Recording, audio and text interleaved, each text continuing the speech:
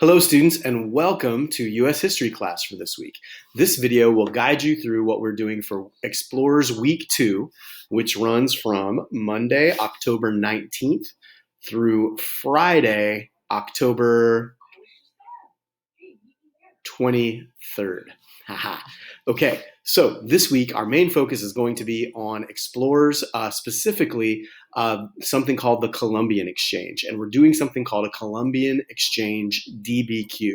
This video will help guide you with what in the world is going on. And so if you're looking at my screen here, which I think that you are, you will notice this is the Social Studies homepage. So there's a couple of things that you need to note. First of all, the Mattia World Geography Plan has disappeared over here. So if you want to find what assignments you've missed, if you're behind, then you need to follow me to explore. This is what we did last week with Explorers Week 1. And you're going to hit Show More.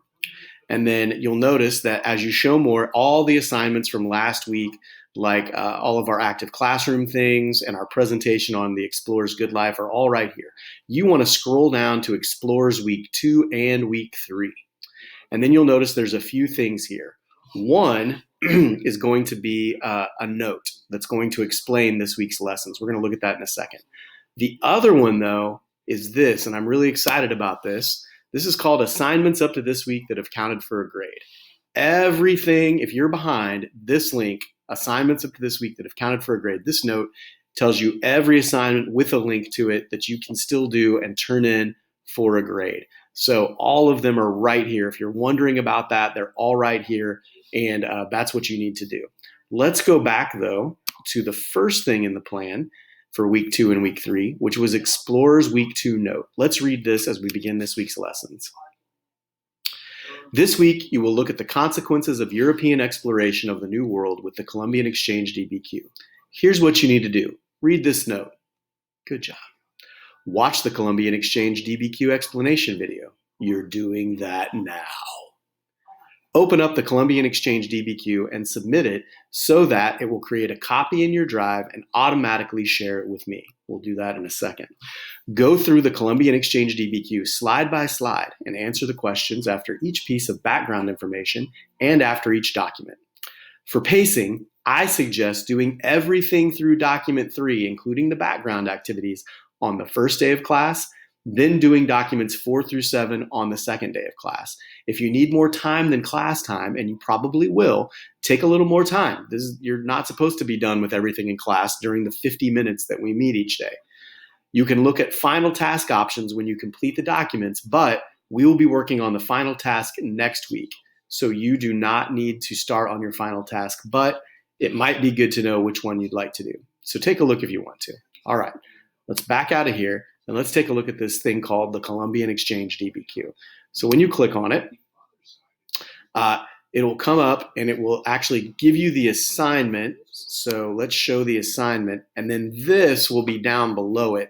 And this green box will say answer assignment when the first time you come in, because I've already clicked on it, so I know what's going to happen. I was just making sure it would work. So again, it's got the same notes about the Columbian Exchange DBQ here that I already went over. But what you're going to want to do is click the green button that's going to be down below this assignment thing that says answer assignment. Click it, and when you do, it'll open up, and it's going to be a beautiful thing. It will open up, and it will show it in your drive. And when it does, oh, look at that. It puts your name, not mine. It'll put your name at the beginning of it. Okay, so you can work on it in here, or you can do a thing where you go to your drive. I suggest doing this. Once you've opened it up in here, go ahead and click submit. And you can come back and open it anytime, but you can also go to your drive and type in your name and Columbian or Exchange or DBQ, type in your name and DBQ, and you'll find it right there. And then you could open that and work from that for the rest of the time. So when you get yours open, I like working from my drive and then submitting it back into its learning later on, but you can do either way. When you work on it from your drive, this is how it looks, okay? So a DBQ just means document-based question. And in this case, our question that we're trying to answer is, how did culture in the Americas change as a result of exploration? Another way to ask the same question is, what were the consequences of the Columbian Exchange? So all the documents, everything that we look at is built to help you answer these questions, to help you answer this question. How did things change and what were the consequences once the Columbian Exchange started? So all the documents that we look at are all going to focus back on this question, as well as your final task, which you will not do this week, you'll do next week. So let's look at what's here. The second slide are just some key concepts and definitions. Like, for instance, what in the crap is the Columbian Exchange? Well, it's right here. It's the sharing of plants and animals and diseases in human populations and technology and ideas between the Western and Eastern hemispheres as a direct result of Columbus's arrival in the Americas. The Western and Eastern hemispheres used to be called the New World and the Old World, the place where people that we knew about were from the Eastern hemisphere and are from now in the New World, the Western hemisphere as well. That's what the Columbian Exchange is all about, the exchange, the back and forth. Also, triangular trade is something you're going to encounter in this DBQ.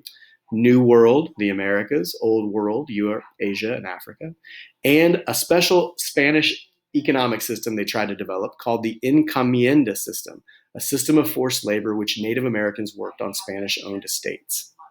So just know those. You don't have to do anything with them. Then you have a little background activity.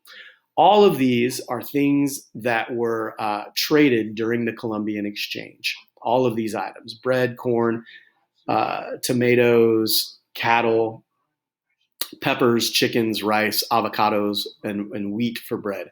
So I want you to see if you can guess where those things originated. All these things, did they originate in the old world of Africa, Asia, and Europe, or did they start in the New World? And see if you can guess.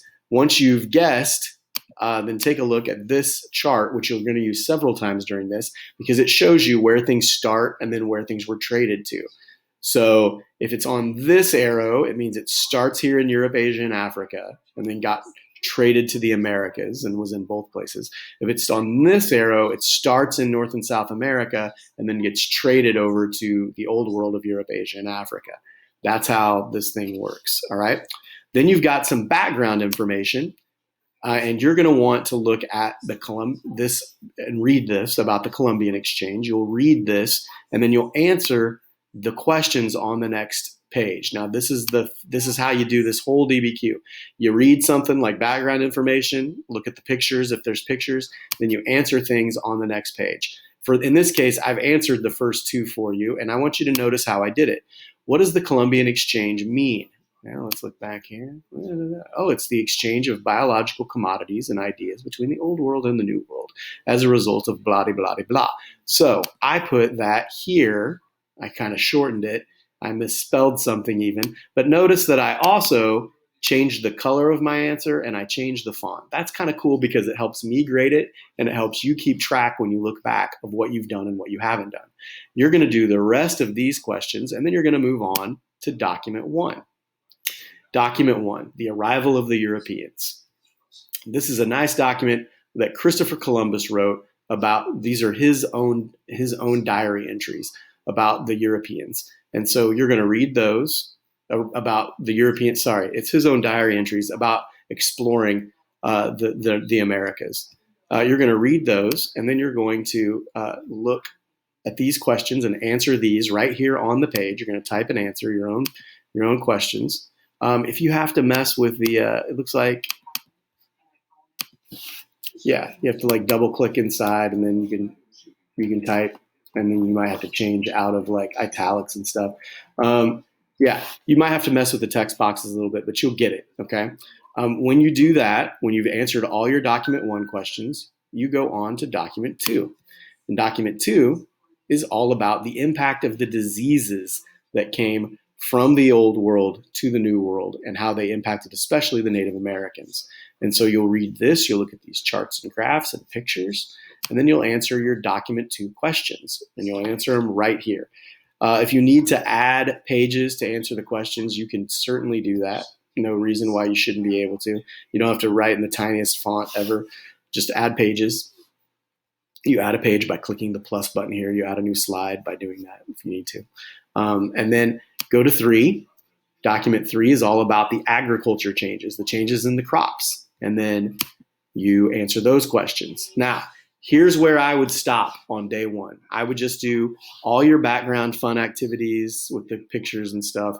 And then I would go through document 3 and answer these questions. And then that's where I would stop for day 1. Okay. Then I would pick up day 2 with document 4.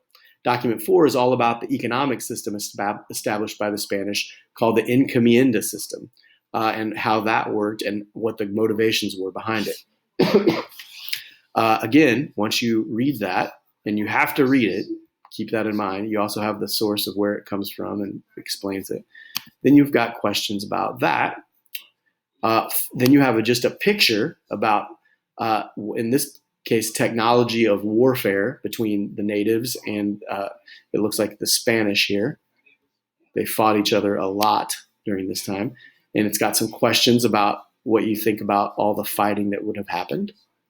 And then document 6 is all about the mission system that was established also by the Spanish.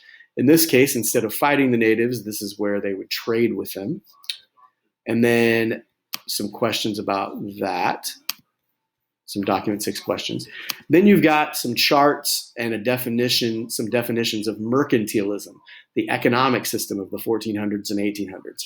Bigger than the encomienda system was this thing called mercantilism, where countries were basically trying to get as much gold and silver as they could. We'll talk a lot about this in the next few weeks, but this introduces you to that definition of mercantilism, and it gives you some ways to understand it with these diagrams, and then you got some questions about mercantilism, document 7 questions, okay? That is where you stop for Explorers Week 2.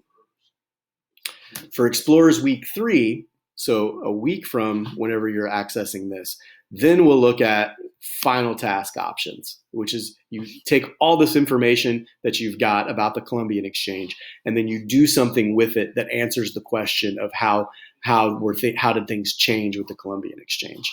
So I'll do a separate video about this that will be in this plan, but it will not be this video, okay? So I've attempted now to explain everything that you need to do this week for class. Again, you will be just accessing the plan for week 2 and week 3 of Explorers, and you will ultimately end up on the Columbian Exchange DBQ. You just follow those directions. I would split it up into 2 sections doing background and documents 1 through 3 the first day, and then 4 through 7 the second day. But you can split it up however you want. If you want, you can do like one thing every day, one document every day, and do it that way. A little bit of social studies every day. Have fun. So that's it. Hope you understand. If you don't, you can email me. I hope that I'll be able to answer your questions, but I will be on some vacation, so I'm not entirely sure I'll be able to in the moment. So please try and ask friends or come back to this resource as you have questions. All right? You will submit your questions so far from documents 1 through 7 at the end of this, and then we'll do final projects next week.